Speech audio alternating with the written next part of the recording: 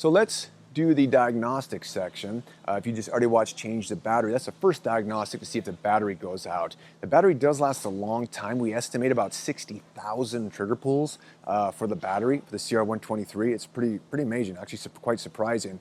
But it could be a battery issue, or it could be one of the contact springs or such broke. So let's jump into the diagnostic section. The first thing we're going to do is remove the slide, just as we did with the battery section.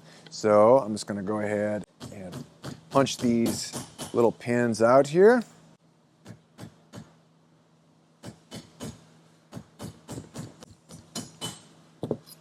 All right.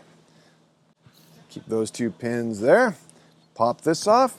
All right, now at this phase, what I do is I go ahead and I press down on this negative contact on the battery, and I will make sure the trigger prep is turned on with the switch, and I will prep and brake and see if it goes on or off, okay?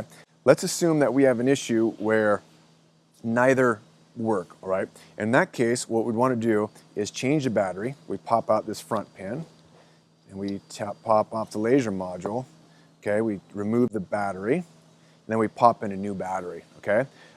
Some things to watch for on this, we do have a protective sheath right here between the battery and the trigger module, okay, where the exposed metal is. If the battery somehow wore through and this sheath got removed, or in some models you will see an adhesive protective layer there. Could happen, or if someone is messing with it where this is scraped off and shorting out, that could be an issue. So replacing the battery could help, and just making sure that this is covered with the protective sheath, or again, if you have a model with the adhesive member, either way, to make sure they are separate.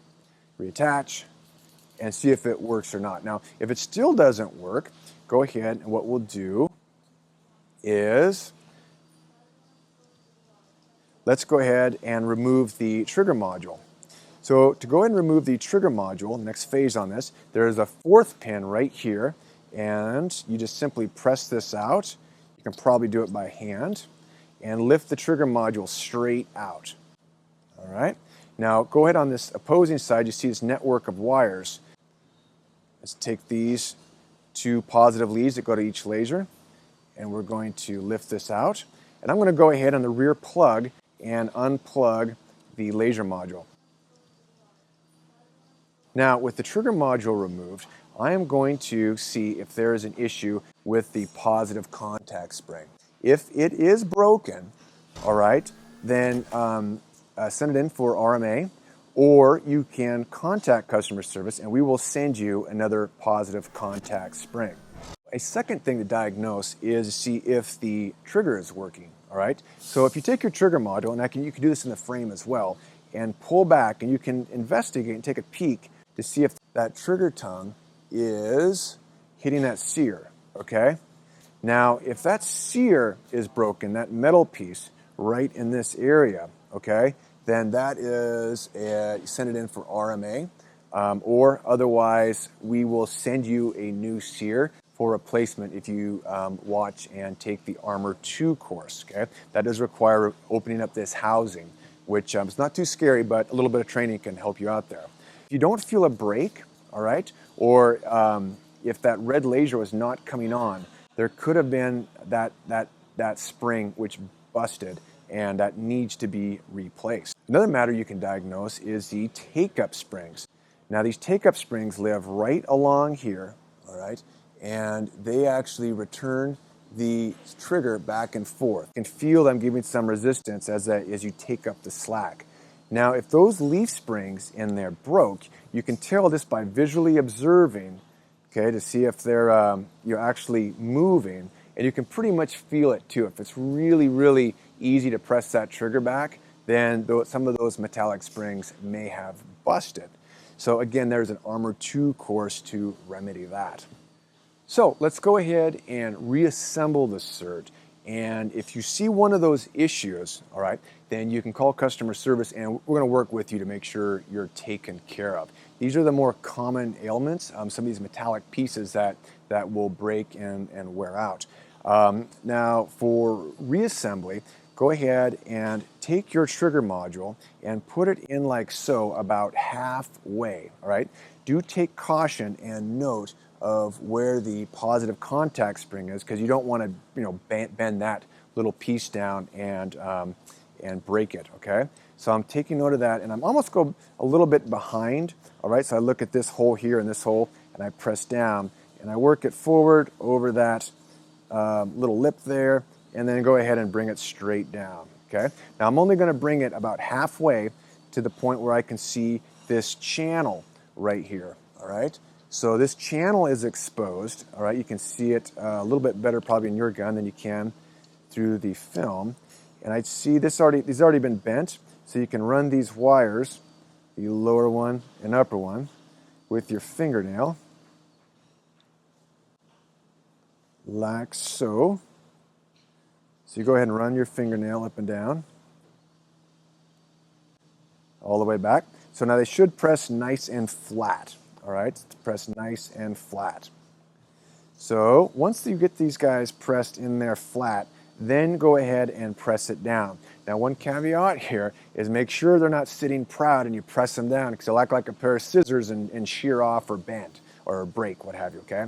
So you just kind of do it very gently, and just like so, boom, you kind of get those wires down below the frame area, all right? Little retention rubber band, and I'm just going to take this little guy and put it on the back here. It's not a necessary component by any means, but if you didn't lose it yet, you can keep it on there to retain your wires together there, like so. And I'm going to go ahead and plug this in. Now, there's a slight potential issue here where you can actually invert this, because these are dipole. They can go either way. If you do want to switch your red and lasers when they come on, okay? Some people like to turn the green laser off and have the red laser activate to work with some different targeting systems and what have you. You can actually do that right here.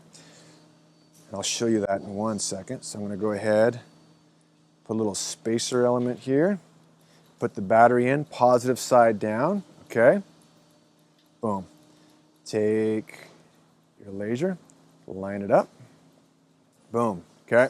And I'm going to see if she works at this point. I do push down on this negative contact to make sure that if it's not pushed down, of course, it's not going to work, okay? That closes the circuit. Now, note when the red comes on, if you do want to switch the lasers, it's just as simple as this, inverting these guys like so. And then guess what? All of a sudden, you have the green as a take-up and then red as the break. So let me turn off the take-up. Now you got a red shot indicating laser. Now, if your take-up laser is not coming on, one thing you can take a note of is this switch up here. And if you push this switch back, what you want to see is that this guy goes down and touches the SIRT spring, okay? And when you go up, it should disengage that SIRT spring. Now, if your take-up laser is always on, what you might have to do is come in here and go ahead and turn it off. That is, go ahead and push it forward, okay, so it's relaxed. And put a little screwdriver in there and just bend it up just a little bit so you have a little bit of daylight in between this contact copper, beryllium copper tab and the SIRT, okay? Then when you push it back, it's going to close that gap. You turn on and then turn off. Now, just to review reassembly, you put the slide back on. Now, you can note at this point, even though it is assembled, it's not pinned together, and you do have 4 pins, all right? So go ahead and note the lengths of the pins where you have a short one, 2 medium-sized, and 1 longer one. Just think that you almost work yourself down and back and up, going from short to small. So take the shortest one, and the shortest one goes right here, and it will pin together the laser housing, all right, to make sure the lasers work. Okay, now the longest one goes through the thick part of the body, and it pins the trigger module together. Okay, boom. And then the 2 medium-sized lengths, they actually have the slide come together. All right, and if you have a hammer that has a softer end, you can use a regular hammer, but it's kind of nice to have a softer end if you do not want to mar the finish. All right, like so. Now, to fix what you may have diagnosed at this point, if you still have an issue and it's just not working, then you can call us for RMA. We want to take care of you. If it's beyond warranty, just give us a call. We'll work something out to make sure you're taken care of.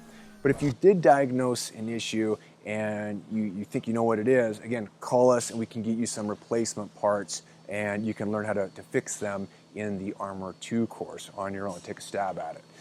So that concludes the diagnostic portion.